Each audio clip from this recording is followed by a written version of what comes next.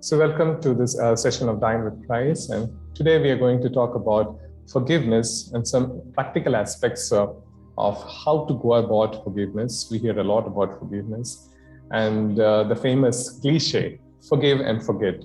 How practical is it? Is it really happening that we forgive and just forget everything? Let's have a little deeper look into this whole aspect of forgiveness in today's session.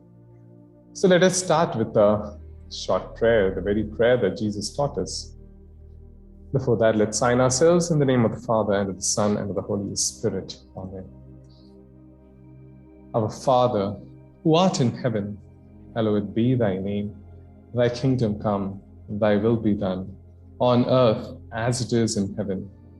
Give us this day our daily bread, and forgive us our trespasses, as we forgive those who trespass against us. And lead us not into temptations, but deliver us from evil. Amen. Yes. So I deliberately took this prayer because there is an element of forgiveness in this very prayer, which we recite so often every day. Whether we recite it meaningfully is another question. So let us really examine what it really means when we are reciting this prayer. So before that, let's also talk about this parable of the unforgiving servant. And I would request Angela, if you could just tell me in 3 or 4 sentences, what is this parable all about?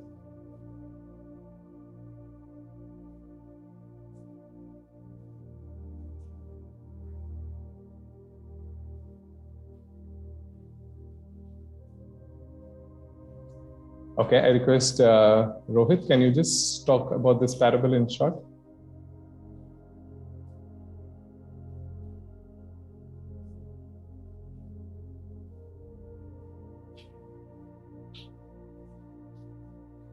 Okay, never mind. So this parable is all about, there is this king who decides to call his servant who has taken a big loan from him. And this loan would be around 10,000 talents. So it's a huge amount. Probably the servant could not pay even if he has to take multiple births. That is the amount of money that he owes to the king. However, the king calls him and tells him, I forgive you, and you no longer have to pay the debt that you owe me. But the servant goes on, and he also has another fellow servant who owes him only 100 denarii. And 100 denarii is very, very, very small amount in comparison to the 10,000 talent that he was owing to his king. However, this servant all catches the throat of his fellow servant and tells him, you have to pay me till the last coin. So his fellow servant sees this act, and then he complains to the king that the servant whom he forgave is going and demanding debt that is owed to him. And then the king calls him, and then he is punished. So here is a very interesting parable that Jesus is giving us and talking about forgiveness. And we are going to use this parable for further explanation of what Jesus actually means from this parable. Moreover, in the prayer that we recited, the Our Father, there's a part we tell to God very clearly, very profoundly every day, forgive us our debts as we forgive the debts of those who owe us, or forgive us our trespasses as we forgive those who trespass against us. So basically, we're telling God, forgive me only if I forgive others. So it's a very, very, big burden that we have taken upon ourselves. So the whole onus of our forgiveness for the wrongs that we do is on us, because if we don't forgive the one who has committed or any debt is owed to us, we will not receive any forgiveness from God either. So, can anybody tell me what does Jesus talk about forgiveness? Yvonne, could you tell what did Jesus say on forgiveness? Any quick thoughts from the Bible?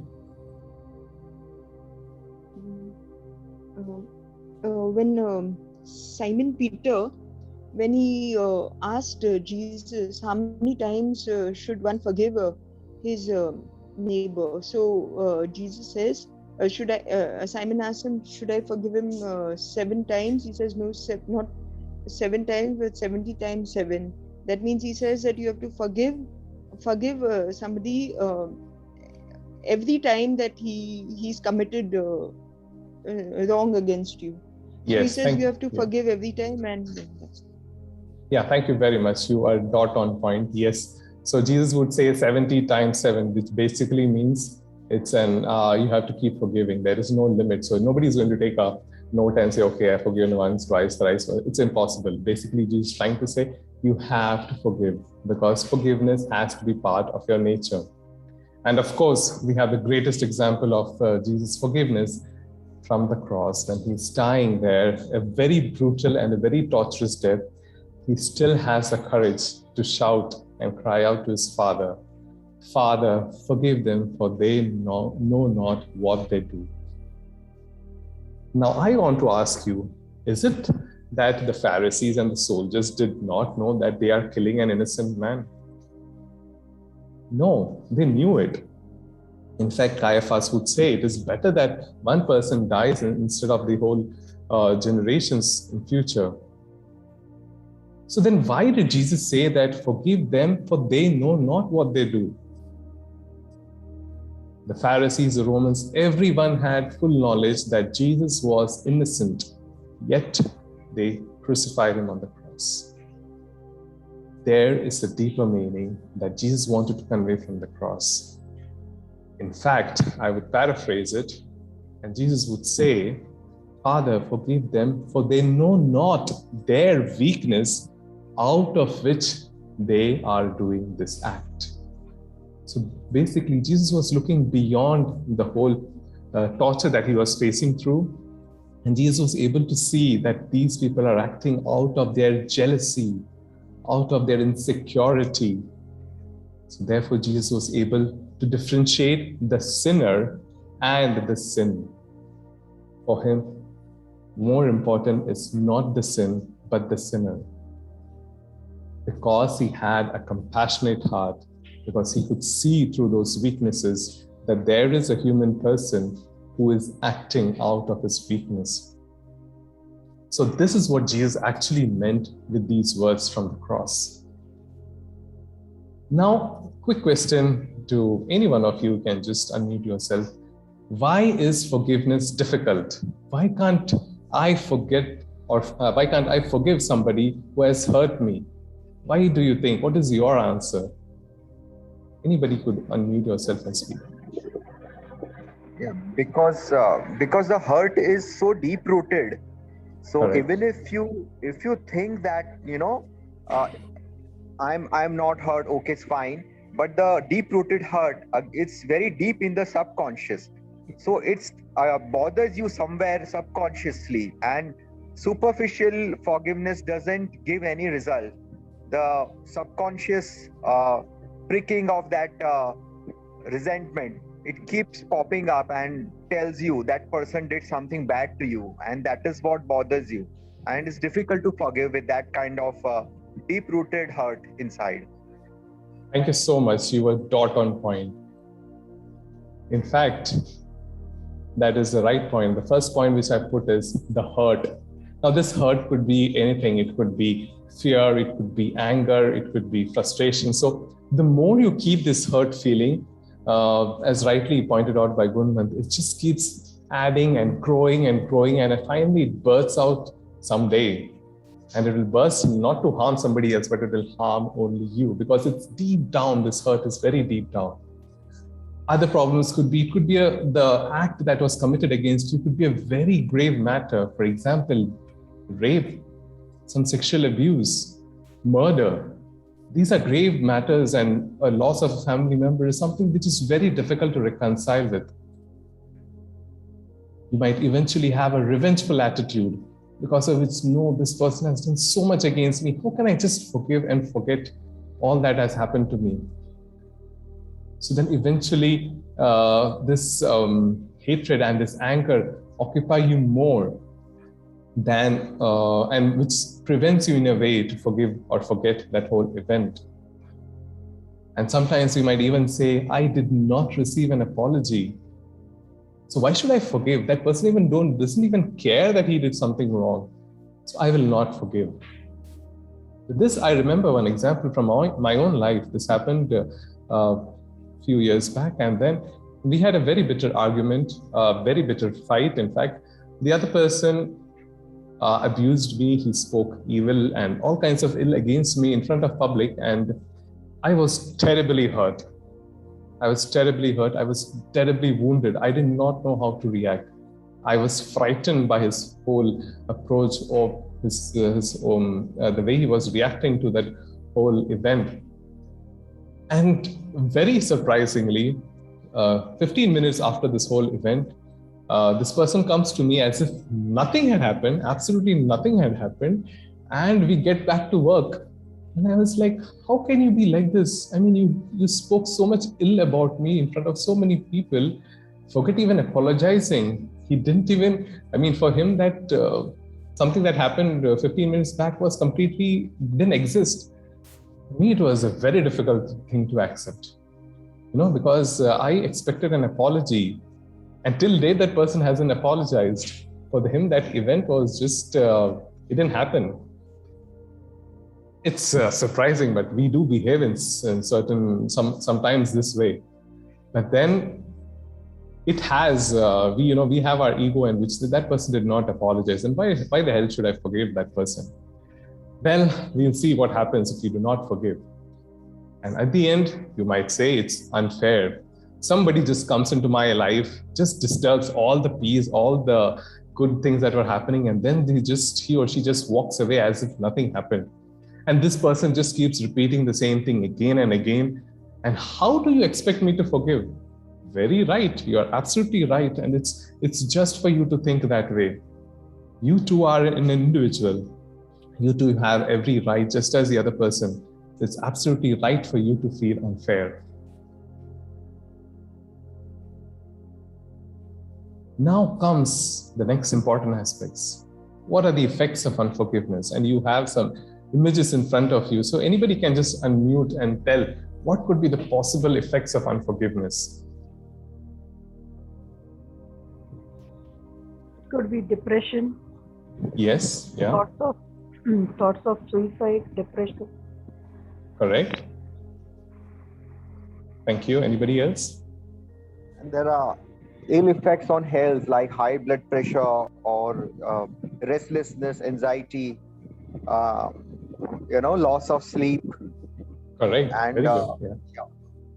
These are the physical manifestations of the unforgiving attitude within us, and whatever the hurt that is deep rooted. And yes, and it a mood of despair always, why this happened to me, this is something, Correct. You're very dot on point. Anybody else wants to share something else? Person can fall sick.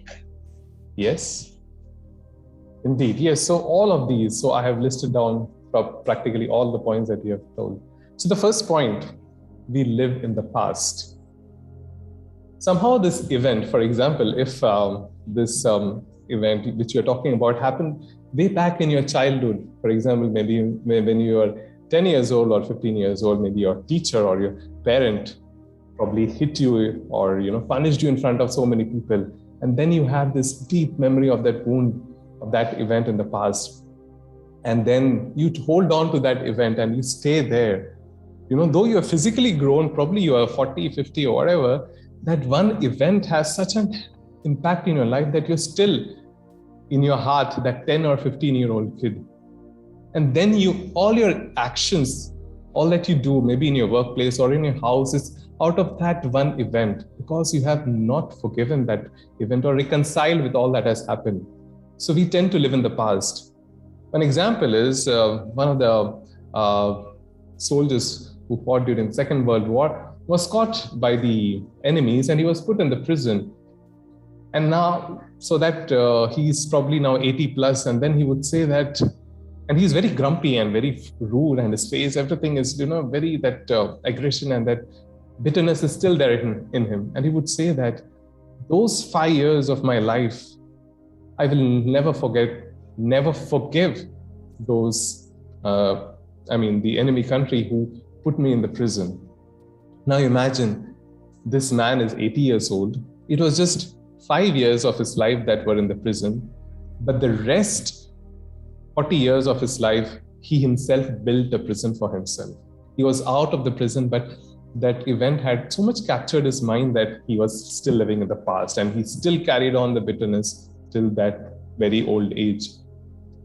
And as rightly pointed out, we live in that victim mode, I am like this, it's like, so I've been hurt, and these kind of feelings always in the victim, as if people are only around you to attack you and target you and, abuse you. So we always act out of this victim mode and always trying to expect a sympathy from the others and a very close kind of mentality. What happens is we let ourselves to be controlled by others. So when we are not forgiving someone, whatever the event might have been, it might have happened 10, 20, 30, 40 years before, we are still allowing that person whom we probably have never met after that event in our life, but that person is still controlling. He's just hooked onto you. And we are just dragging ourselves with that hook, with all the baggages, with all the bitterness till this day. And remember, we are doing it. I am doing it consciously. That person has just done his job, his or her job, and is left from your life. But I am letting, or I am carrying these burdens very consciously by not forgiving. Then it robs us of the life that God is giving. Because God is actually, God's essence is in each one of us. In fact, God is in each one of us. And God wants to give a very beautiful life, an eternal life that we talk about. But because of our unforgiveness, this beautiful life is lost forever. And we ourselves are responsible for this. And of course, it's an illogical response to someone's sin. As I pointed out in the beginning, that that person has probably acted, or in fact, did act out of his weakness, out of his insecurity, out of whatever, inferiority complex. It could be anything. But you are reacting in a very logical manner to that person's sin. And I rightly put this picture of this poison which is dancing around in front of you. It's like someone would say that I drink the poison expecting that my enemy would die. It's absolutely illogical. I'm going to die because of the poison. That enemy, nothing is going to happen, So, and of course, rightly pointed out, stress, hypertension, many other diseases. You'll always probably live in this fear that, my boss or my husband or my wife is going to dominate, or I'm always expecting somebody to attack me. You will be always living in this fear or hopelessness. There could be also body aches, for example, backache, migraine, headaches, which is all because of your excessive thinking and your inability to forgive. Depression, as rightly pointed out, you can end up in a state of depression where you do not know anything and you will be just in a state of despair. And many other sicknesses, including cancer, diabetes, and all the other sicknesses. All of our modern day sicknesses have a psychological root. Most doctors would not tell you these, but most of our diseases have a very psychological basis for why we are suffering those. So, and as rightly pointed out, unless these wounds, which are deep down in our unconscious and in our subconscious mind, unless they are healed, we will never be fully reconciled with that even, and we will still be suffering with these ailments for the rest of our life. So now let's see what the church is telling us. So we began by saying that Jesus forgives the people from the cross. And what is the church telling us about forgiveness? Now the Catechism of the Catholic Church is very clear and it's very practical. The church clearly says it is not in our power not to feel or to forget an offense. I clearly underline those points.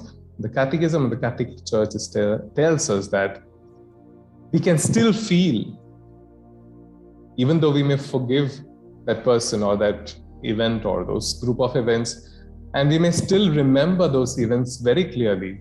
It's absolutely okay. The church is very practical. But the next part is equally important.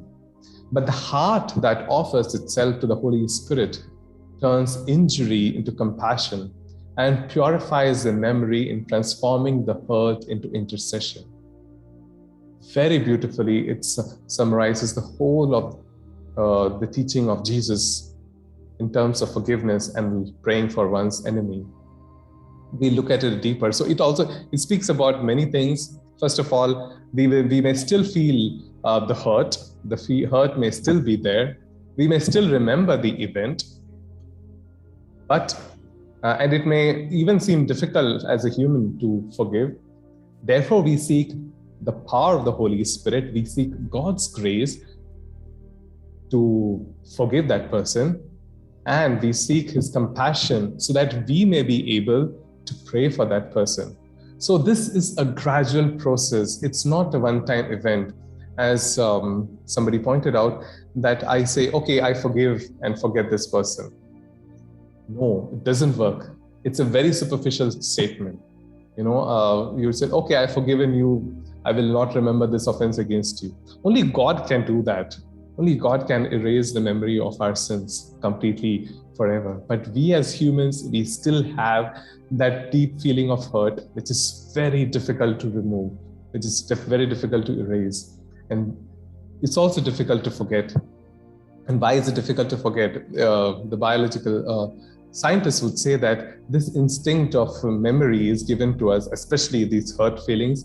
It's basically a survival mechanism. So we know, okay, this person is dangerous to me. So I need to keep a memory of what this person did in my past. So it's absolutely right if I keep a memory of the past events. So we remember these events and it's okay. So we derive from these words, these three things, what forgiveness is not. So forgiveness does not mean that you are no longer hurt. So if you feel and if you have this, this event has happened and I have forgiven this person, but why am I still feeling this hurt? And if you're still, bothered by this thought, it's okay.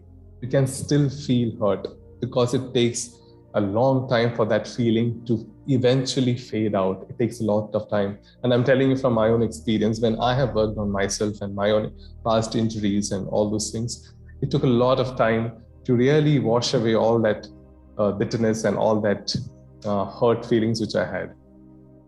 It also does not mean that you are friends with that person again. Okay, it does not mean, okay, I put my hand across that person's shoulder and then we walk as if nothing had happened. That is absolutely a foolish thing to do. If that person has done something wrong to you, means that that person has a particular weakness. And it also means that unless that person really works on that weakness, in the future, that person is again going to act out of that weakness and maybe hurt you again. So what I learned from the experience or the example which I shared with you some time back is that I know this person, I'm still in good terms with this person, and I know this person has this weakness, and I will try my best not to be around this person when he is in that situation or when he feels challenged by certain circumstances. So I need to guard myself so that I don't end up in a bigger mess. Probably next time, if that person were to act in the same way, I might erupt and it might end up in something really bad. So it also does not mean that everything is wiped out. You can still have a cordial relationship, but it does not mean an absolute friendly relationship at all. And it also does not mean that you trust that person, because once a trust is broken, it's very difficult for the trust to be built up again. So that person has to win your trust back. So don't let people take you for a ride. Once they have hurt you, give them the chance once again. Try to make a loving relationship with that person. Try to understand that person better. And most importantly, you pray for that person. So these are some of the absolutes which we think, we Christians, we think about, okay, no, I'm still remembering, that means I'm not forgiven me, which means I'm still guilty, that I am an unforgiving person. So all these thoughts keep, running around in our minds. So let's be free of these thoughts. It's okay to feel hurt. It's okay if we are not having that good relationship as we had in the past. And it's okay that we do not trust that person anymore. That's absolutely fine. So what is forgiveness? Having seen all these things. So basically, forgiveness as I said, is the hardest thing to do for any one of us. It's very easy to say, I forgive you for all that you have done against me, but it's the hardest thing to practice. Forgiveness is a decision.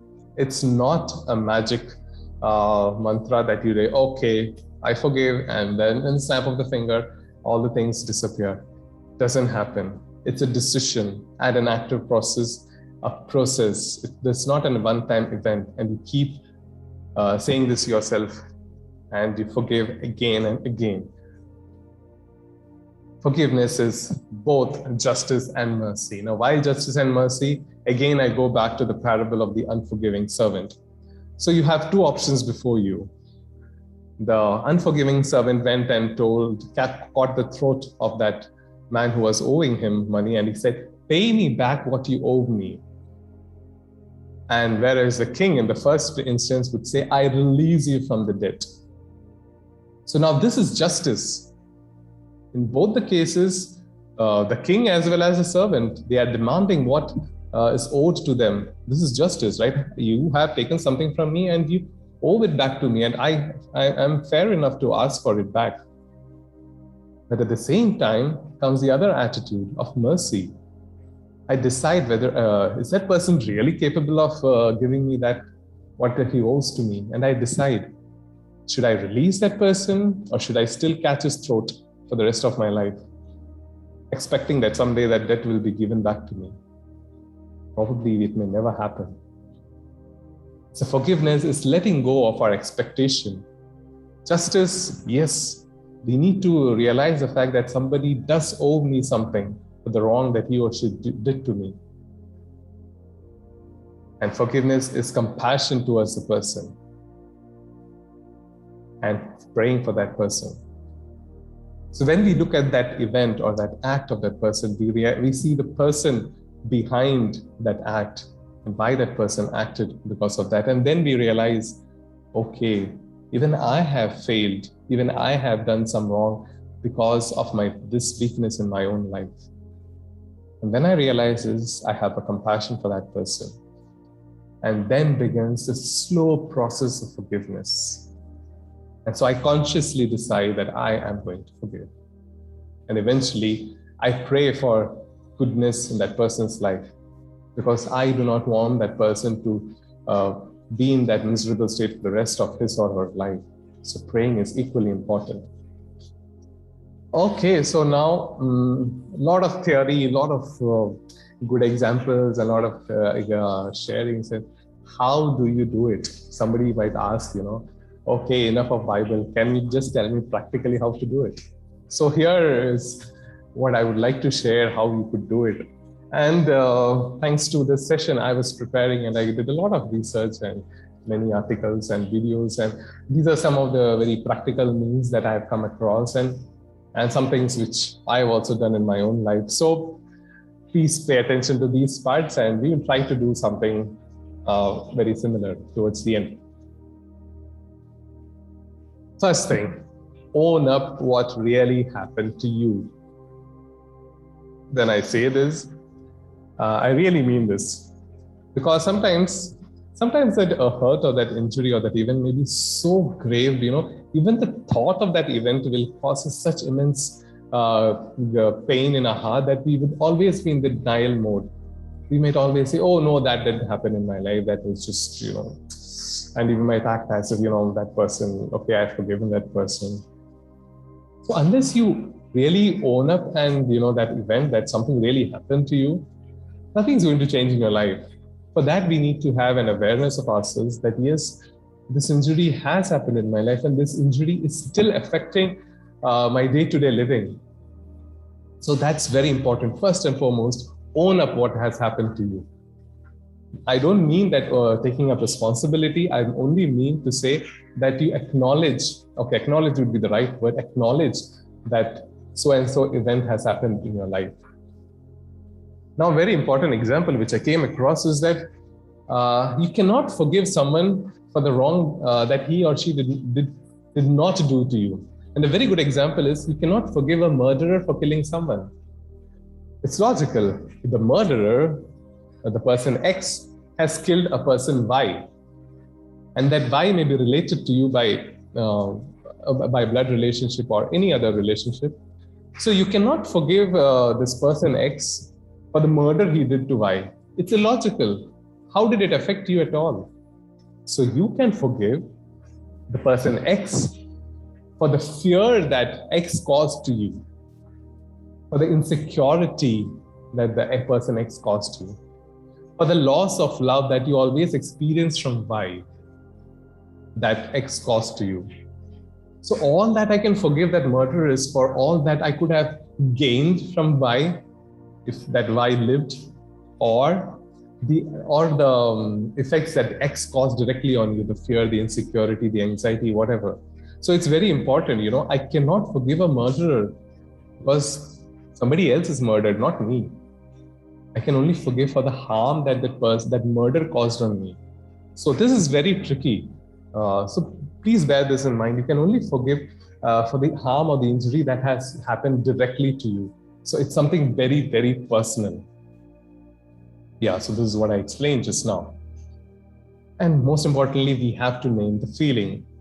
It could be sadness, maybe loss of someone, fear, for example, if you would have had a father in your childhood who was very dominant and punishing, would develop a very grave sense of fear towards anybody in authority. It could be anger. It could be a resentment, building up over a period of time. So name the feeling. Unless we name the feeling, we are still not aware of what the harm has actually done to us. Now, this is very important. I have been stressing on the act is not the person. It's applicable both to you and to the person who did it to you. You are not that event. You are not that punishment. You are not that insult. You are a person. You are way beyond that. And the same thing applies to that person who did that harm to you. That person X is not that event alone or that injury that that person did to you. He is a person altogether different than that act. So that act may be a little speck and the person is very huge, and we try to relate that person with this act, and this whole act shadows myself as well as that person, and then it becomes impossible to break the barrier, and we are unable to look beyond that act and see the person who is suffering, the person who is weak and fragile, and the person who acted out of his weaknesses. So very important, the act is not the person. That is what Jesus would do. He loves the sinner and hates the sin. This is the meaning of that. Definitely, and we realize that when we see this act separately from the person, we realize that how often I have acted out of my weakness. I too have acted out of my insecurity, of my fears, of my anxiety. And then I develop compassion with that person. Then comes the starting point of building the bridge, building a bridge of compassion which can heal all relationships. And most importantly, it's very easy for us to commit any wrong, but it requires the divine grace to forgive someone. As it's rightly said, to err is human, to forgive is divine. So therefore, we need to ask God's grace to be really able to start this whole process of forgiveness. Now, what do we do? I've been telling you about this. So now, very practically, we go back to that event.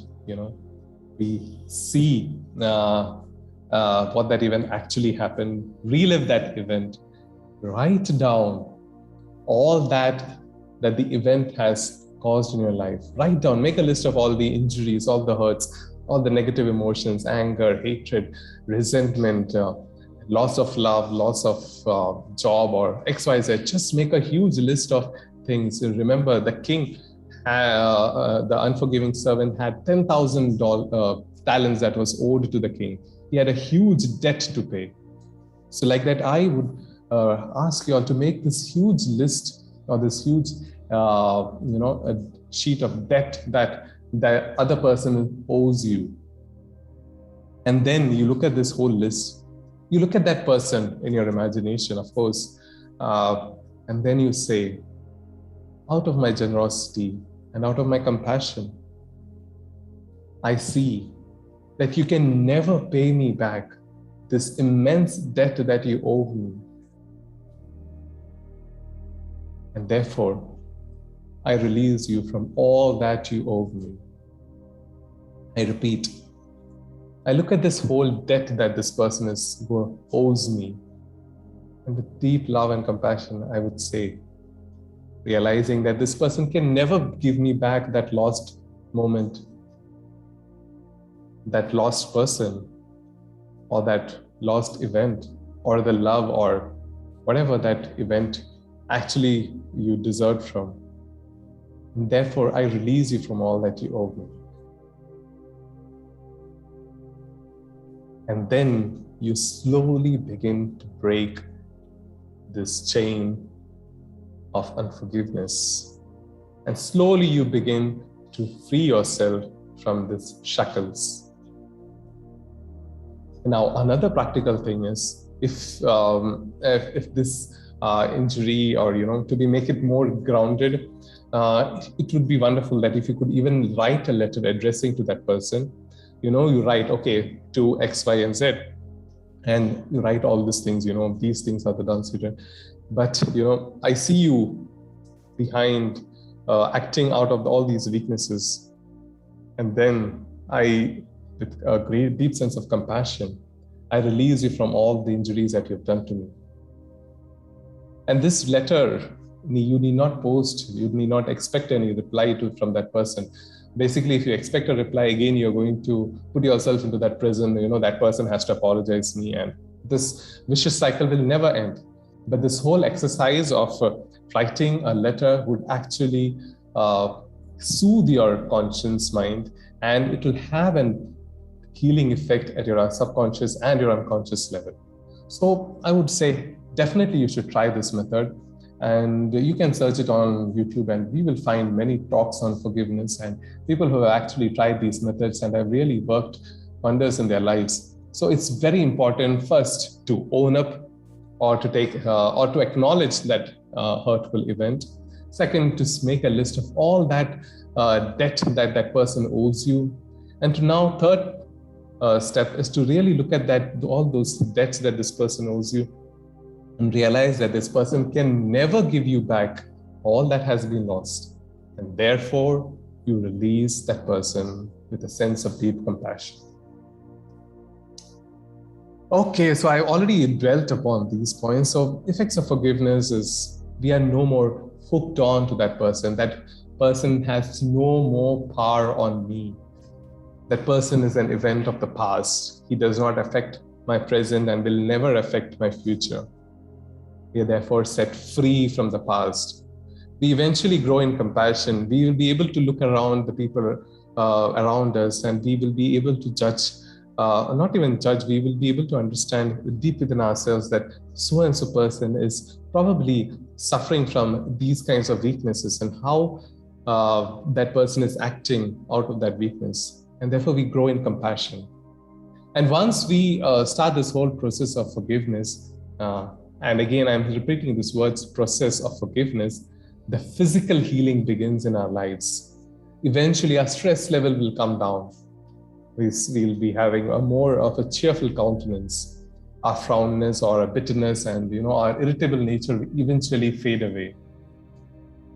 So definitely, once our psyche is healed, the physical, our body too will be healed. So it's a gradual process. It's a process that starts from within, and the effects will be seen outside, and your loved ones will definitely notice this difference within you. And once again, a reminder, you may still remember that event and may still have a very little of that hurt feeling. But trust me, that hurt feeling will eventually fade away. I still have memories of my past where I have been injured and wrong things have happened to me. I still remember them. But those events does not evoke that same hurt feelings or bitterness. Those events are still there, but I don't feel offended by those events anymore or by those persons anymore. I have good relationship with those persons, but those events are still there in the back of my mind. But yet I am free. I'm absolutely free from that event. So this is something which is very liberating, that to know that you may still remember and you may have a very faint amount of those feelings still in your heart, but trust me, eventually it fades away. It will have no more power over you. You are present. Okay, now we have been talking a lot about forgiving others, and it's very easy, to personify somebody. Okay, this person X has done me so much of harm, and it's very difficult to forgive that person. Hello, the biggest enemy which all of us have is the enemy of me, myself. I am my biggest enemy, It's true for each one of us. I may have a different set of personality altogether, which I am uncomfortable with. I do not want to reconcile with that Sebi, who is different than the person who is sitting before you. So it's very difficult to forgive myself. It is very difficult to forgive yourself. And this is even worse, In the first case, we were drinking poison, expecting others to die.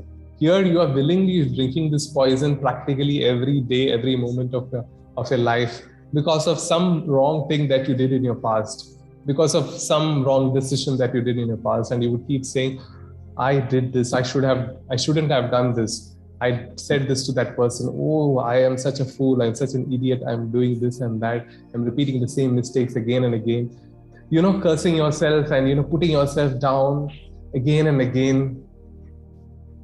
When will I forgive myself? Why am I so happy building a prison by my own self, against my own self, which is even worse? And sometimes we personify the hurt. Very simple example, if, somebody tells a very young woman, your eyes are so beautiful. So many men get attracted to you. And if that lady is in right mind, she might say, oh, wow, that's a very good compliment.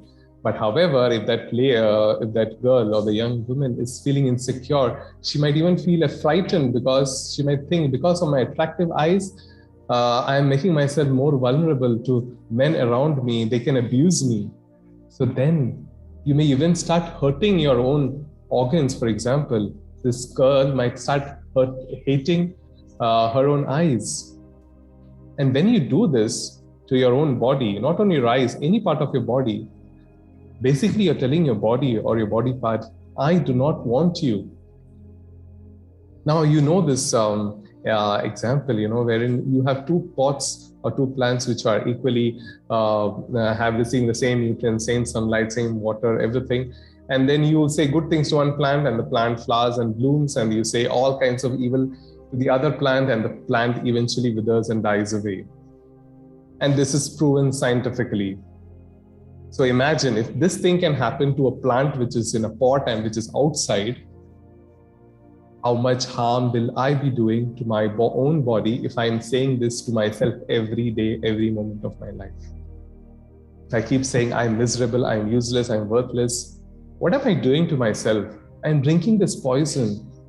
Eventually, my body will stop supporting me in my daily life. It will start withering away. It will start killing itself.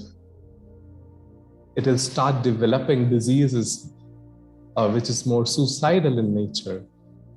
And the best example is cancer. So this is just one example. So how much of hurt and injury we are doing to our own selves because of one comment that somebody else passed, just maybe he or she never meant that, but we personified it so much that we are living with it for the rest of our life. And lastly, we do so many wrongs practically every day against God, against everyone else, but God still forgives us. His love is still there. Even before you ask sorry, He's still there to love you. Why can't I forgive myself? Why can't I accept myself with all my weaknesses? So therefore, to live is to forgive even my own self. Okay, I think I have spoken a lot. Does anybody have any quick question at this moment? Otherwise, we'll do a very short practical exercise. Any question?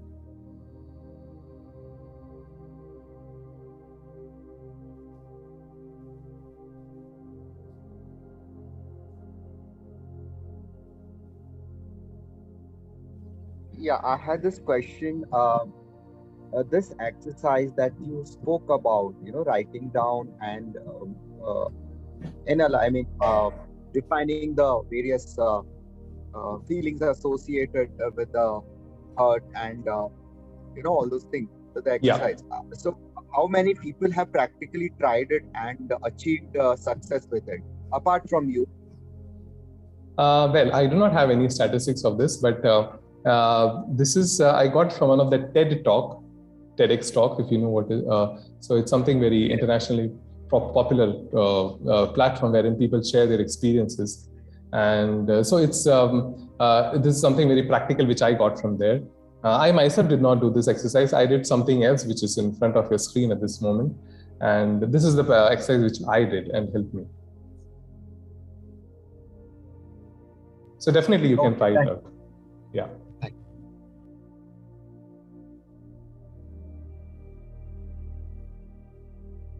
Okay, thank you for that question. So let's maybe spend around 5-7 minutes doing this quick exercise.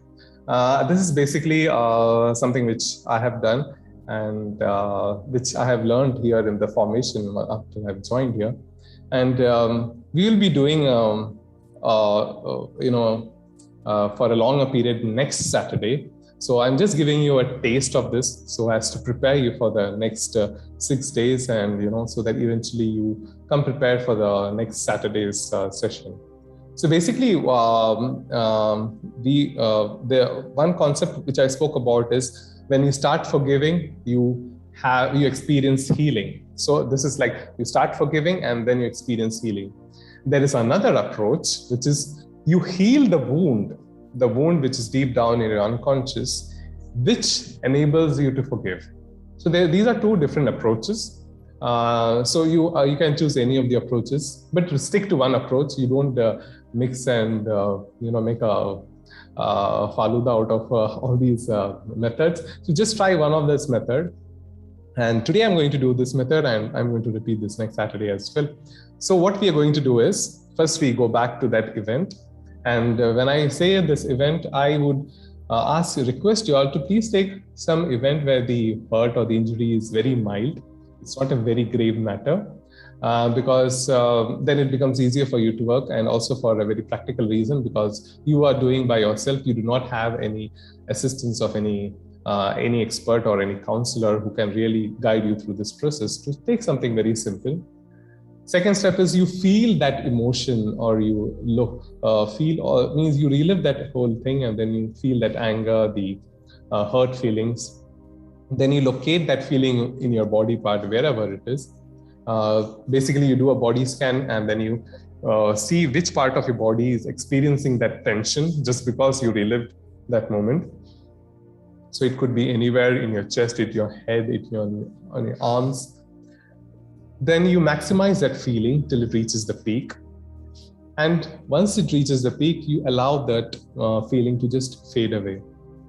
And so basically, what we are doing is we are naming that feeling, we are claiming that feeling, and then we are draining it out. So once we drain out these negative feelings from our own bodies, we are healing those memories, and we are healing those wounds, and then eventually we are able to forgive and get over that past memory. So this is the process, and so I would just like you to quickly go through this process. So wherever you are seated, just gently close your eyes. So as I said, just take a very simple event, a very recent event, or something which is very light. Don't take any heavy memory or any very heavy emotion-loaded event. It's very difficult to address that. I gently invite you to close your eyes and become aware of yourself. Breathe in. Breathe out.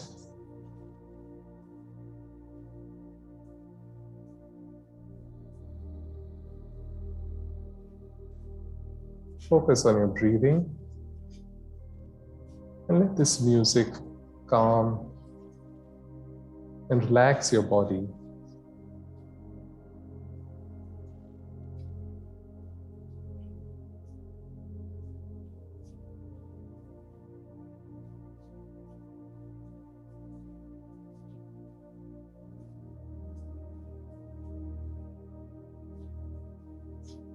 And now I gently invite you to just pick up any recent event, maybe something that happened today or yesterday or something in the last week, of some injury or some event wherein somebody else was involved, and that person's words or actions have caused a hurt or a wound in your heart.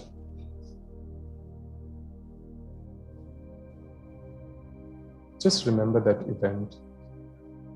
And once you have spotted that event, I want you to go back to that moment, relive that entire episode. Once again, let it be a very short episode.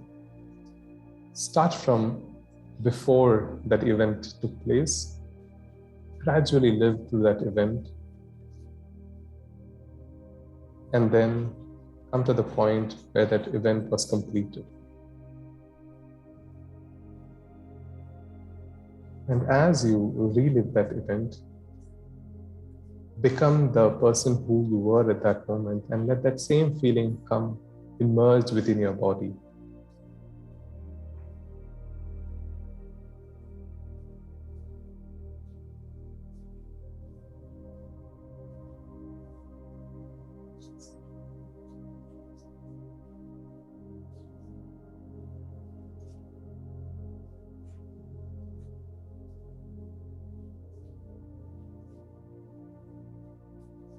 And let this event slowly unfold in your memory.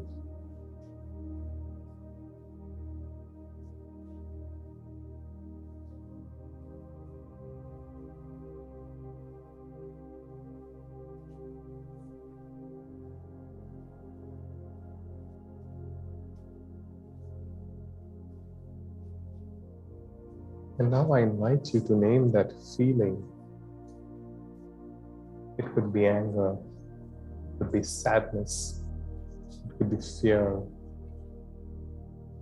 Name whatever that event is or that feeling is. Become aware of that feeling as it is emerging in your body.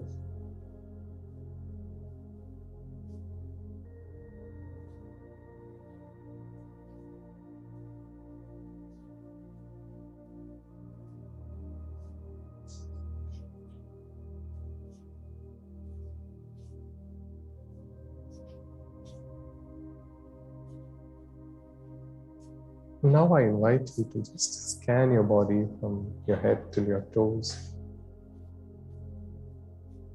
Gently look and see where you feel a tension in your body, some kind of uneasiness, which is caused by that feeling or that event. Some kind of tightness in your muscle. It could be in your head, it could be in your chest, your legs, your hand, anywhere. Just scan through your body very quickly. And if you're not able to locate it, it's absolutely fine. Just scan your body. The body will tell you where you have stored this feeling. And most often this feeling is stored in the form of a tension.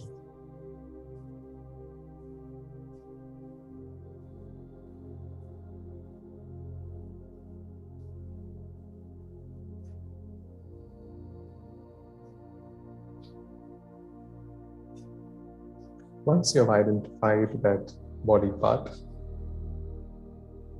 I want you to focus on that body part. Be it your chest, your hand, your head, or your legs, or anywhere in your body. Just focus over there.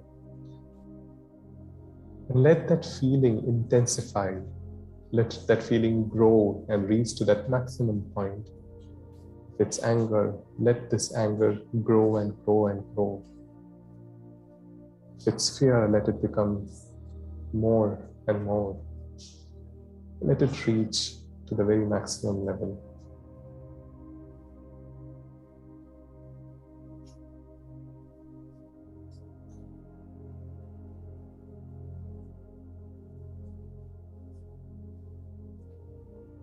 Keep your focus on that body part as your feeling intensifies. Don't do anything, just keep focused on that body part.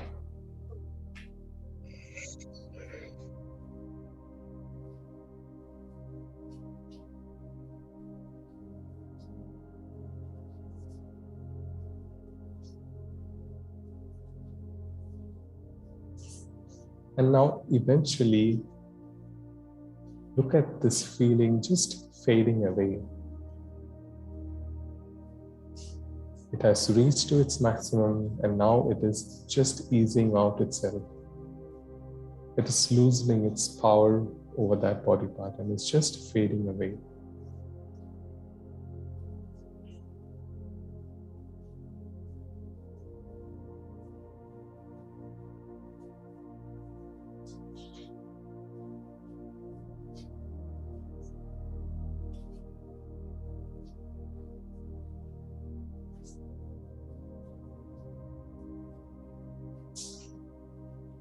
Once this feeling has faded away, and once you feel this tension in your body has eased out, come back to your breathing and once again focus on your breathing process.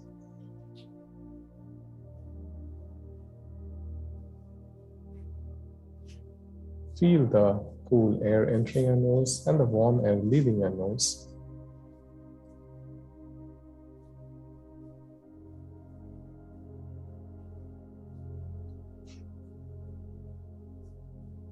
And I invite you to gently come back to the present moment.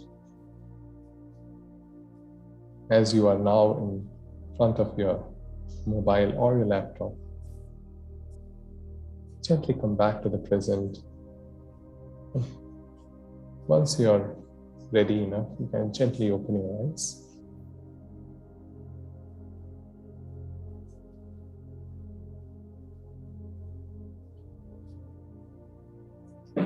Okay, so welcome back. I'm sorry this practical session was very short and I couldn't help it because we are running out of time. You can always practice this, and as I said, please take a very small event which has a very, a less emotion or less intense feeling attached with it, because you really need somebody besides you who can, an expert to really guide you through this process. So don't take anything major. So that's my request if you're trying this at home.